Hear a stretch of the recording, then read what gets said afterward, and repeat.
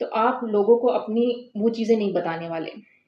जो आपको किसी के साथ शेयर नहीं करने चाहिए, जो आगे जाके इन फ्यूचर आपके लिए it will turn out as a mistake, as a regret कि मैंने इस शख्स से इस टाइम पे ये चीज़ शेयर ही क्यों की थी, जो आज ये मेरे अगेंस्ट यूज़ कर रहा है, जिस पे आज ये मुझे टोंट कर रहा है। If your nobody is that empathetic, never give your vulnerabilities to anyone. Believe me, nobody is that empathetic that you will turn them, oh my god, that my previous partner was toxic to me, was abusive to me, he like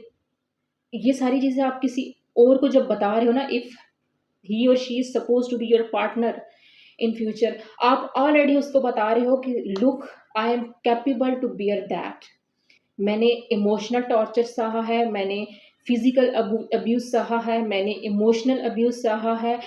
मैंने बेट्रेयल सहा है, मैंने किसी की cheating बर्दाश्त किया, जब ये चीज़ें मैंने ह्यूमिलिएशन बर्दाश्त की, जब ये चीज़ें आप उसको पहले ही बता रहे हो कि ये चीज़ें मैंने लाइफ में देखी हैं, ये मेरे प्रीवियस पार्टनर ने मेरे साथ की हैं, तो so you are giving them the right. Nobody is that empathetic in the whole situation, he or she will not feel empathetic for you. For that moment, maybe they will show, maybe they will say, maybe they will have that feeling that, oh my god, I'll never break your heart like this. But this is human nature. Their unconscious mind, will realize